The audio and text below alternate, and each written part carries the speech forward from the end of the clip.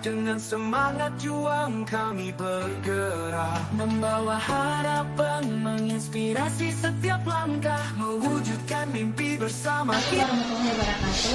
Waalaikumsalam warahmatullahi wabarakatuh. Saya Violet. Iya, Bukan. Oke, hari ini sepertinya cerah ya. Alhamdulillah. Violetnya merasa cantik. Apa tujuan pelajarannya ini Violet sampai?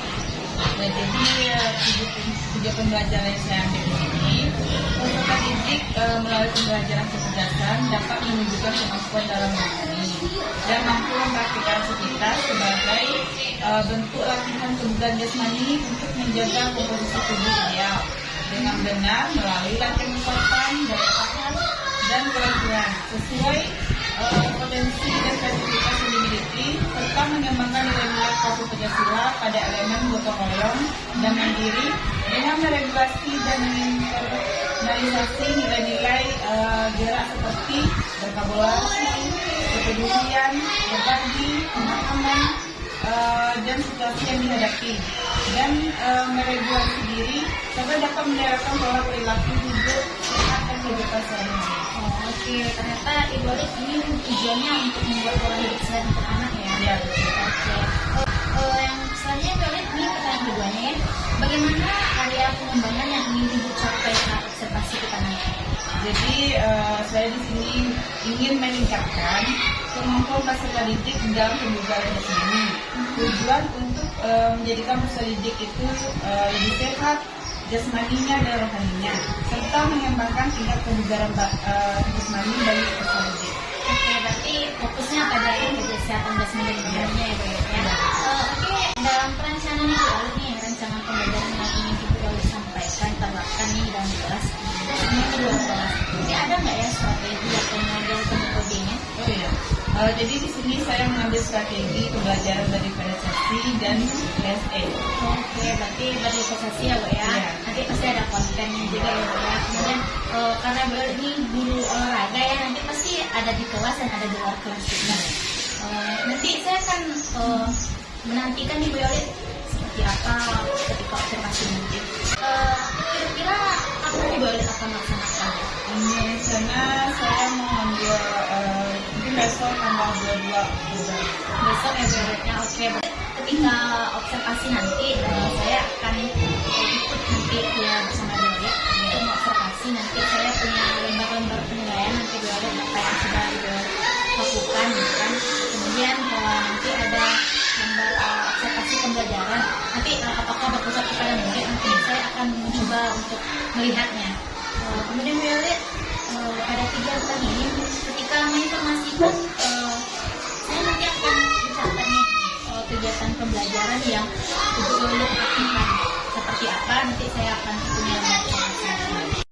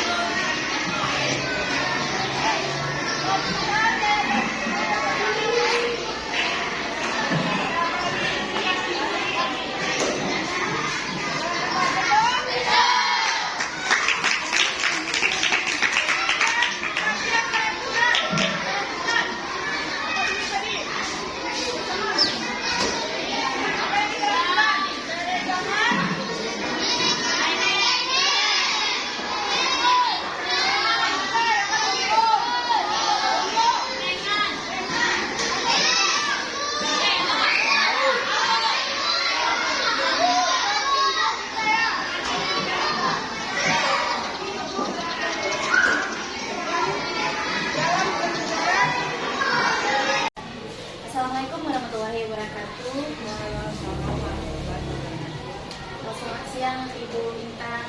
Bagaimana kabarnya hari ini Ibu? Ya, Ibu Intan. Baiklah Bu Yolit, hari ini kita akan melakukan percakapan pasca observasi dan hari ini kita akan didampingi oleh tenaga praktek saya namanya Ibu Intan Siramayani. Bu Intan ini namanya Bu Yolita. Bu Yolit ya. Ini Bu Yolit ada beberapa pertanyaan nanti yang akan kita sampaikan kepada Bu Yolit nanti terkait dengan observasi kita kemarin. Pertama itu bagaimana perasaan Bu Yolit ketika setelah selesai nih observasi kemarin? Jadi alhamdulillah menurut saya sekarang lebih lega, lebih senang setelah mengikuti observasi bersama. Alhamdulillah ya Bu ya. Berarti sudah sedikit lega ya Bu ya, terlepas dari satu kegiatan gitu kan Bu. Kemudian Bu Yolit, dari kegiatan observasi kemarin kita praktek mengajar di dalam kelas. Kan kalau mengajar ini kita biasa ya Bu ya. Kemudian strategi dan pengembangan pembelajaran, kemudian langkah pembelajaran seperti apa yang akan dikembangkan di kelas? Jadi strateginya saya mempersiapkan segala kebutuhan siswa dengan pembelajaran berdifferensiasi di mana ada konten, proses dan produk dengan harapan peserta didik dapat mengikuti pembelajaran yang lebih aktif dan menyenangkan dan membuat modul ajar juga. Kemudian area pengembangannya yang hendak dicapai dapat meningkatkan kemampuan keterampilan dan pengetahuan murid pada aktivitas kesehatan dan kebugaran jasmani. Kemudian jadi itulah hasil strategi saya. Oke, nanti Bu Yolit pakai pembelajaran dari konvensi ya, kemudian ada proses, konten, kemudian produknya.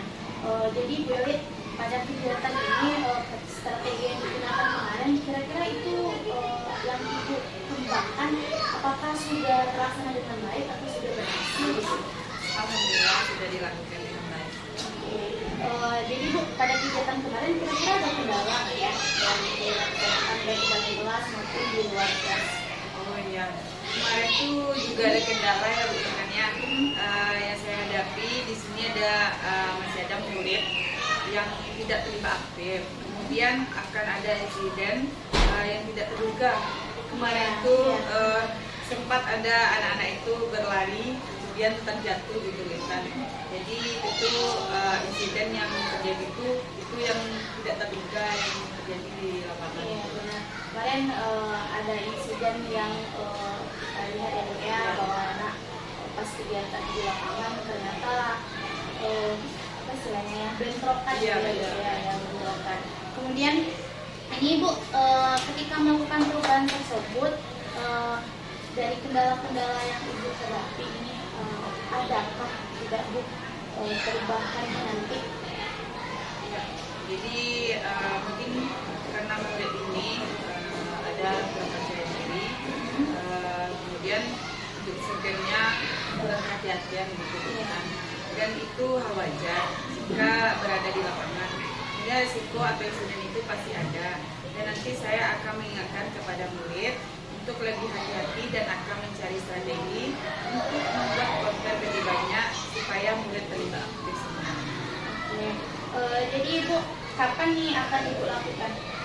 Jadi untuk waktu tepatnya saya belum pasti ya Bu Intannya, tapi saya usahakan di pembelajaran selanjutnya. Oke, berarti kita tunggu ya Bu ya, nanti di pembelajaran selanjutnya seperti apa dari kendala anak yang tidak aktif, kemudian supaya insiden ini tidak terjadi lagi ketika yang belajar. Nanti saya maunya Ibu cerita-cerita lagi kita ya Bu ya mengenai hal ini, ada tidak sudah berhasil atau tidaknya gitu, seperti itu ya. Baiklah Ibu, sampai di sini dulu pertanyaan observasi yang saya lakukan. Saya mau kembalinya dari Ibu Intan mengenai kegiatan observasi atas observasi kita. Ya, terima kasih kepada Bu Yolit ya, terima kasih sudah membantu rekan kita Intan ya dalam latihan praktik coachingnya khususnya dalam kegiatan observasi kelas. Karena di sini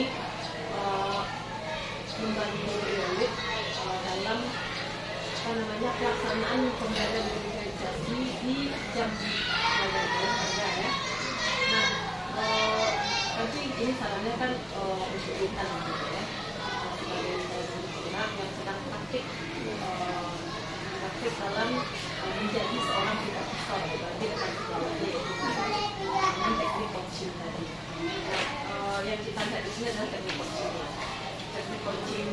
itu seperti yang cerita tadi kan adalah proses bagaimana kita bisa menjadi mitra, ya. Karena prinsip kunci itu adalah mitra kan. Kita mitra di mana tidak ada yang lebih paham dan tidak ada yang lebih tahu saat proses outsourcing. Karena di sini kita membantu kita dalam menyelesaikan masalah. Nah, tentu ada yang perlu kita kuasai. Salah satunya adalah teknik bertanya. Ya kan? Teknik bertanya ini bagaimana kita bisa memberikan pertanyaan-pertanyaan yang terbuka kepada coach kita, sehingga jawaban dari coach itu berkembang, tidak stuck di situ, gitu ya. Nah, jadi ketika misalnya kita tanya, Bu Wali udah makan, sudah selesai sampai di situ kan? Iya. Nggak berkembang. Nah, apa pertanyaan yang kira-kira bisa berkembang? Bu Wali mau makan, Bu Wali mau makan lontong cibadak. Enggak lah, nanti perut sakit. Kemarin makan lontong cibadak perut sakit. Nah, berkembang kan jawabannya. Iya. Tidak hanya iya atau tidak. Nah, jadi mungkin ini baru belajar. Mungkin nanti kedepannya bisa latihan lagi. Bagaimana membuat pertanyaan yang terbuka, bagaimana membuat pertanyaan yang bisa menggali coach kita itu sehingga dia merasa sedang tidak bertanya. Karena kemampuannya si coach ini yang paling bagus itu adalah ketika dia meng-coaching orang, tapi si coach merasa tidak sedang di-coaching, karena udah nyaman gitu ya. Makanya mari kita hadirkan kenyamanan terlebih dahulu kepada coach kita agar dia mau bercerita dengan kita. Jadi dengan teknik pertanyaan, kemudian bagaimana kita hadir seutuhnya untuk dia. Nah, kita sedang meng-coaching si coach, kita angkat telepon buka, itu berarti kita nggak hadir seutuhnya untuk coach kita. Nah, kita meng-coaching orang, tapi kita melihat juga ke sini, artinya kita tidak fokus.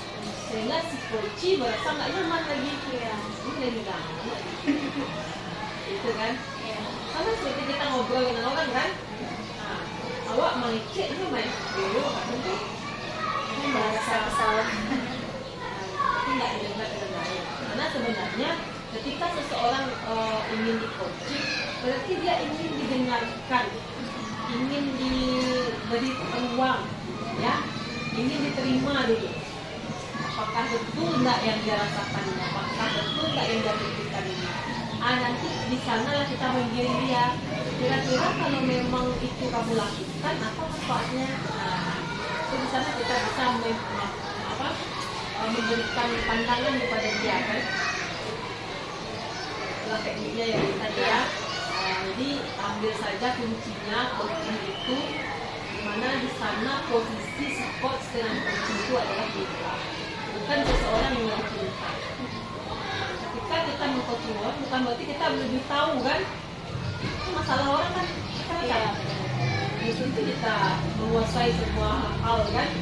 Nah, tapi setidaknya kita memberikan ruang ya, kita memberikan waktu kita untuk dia sehingga dia merasa diterima. Nah, kita kunci itu nyaman, kan? Ajukan pertanyaan kita dan berbobot. Nah, kemudian jangan lupa kita apresiasi. Oke, bertanya. Terima kasih untuk pembaliknya Ibu. Terima kasih untuk waktunya Ibu Deli dan Ibu Intan. Semoga apa yang dilakukan hari ini ada perubahan ke depannya. Assalamualaikum warahmatullahi wabarakatuh. Dengan semangat juang kami bergerak.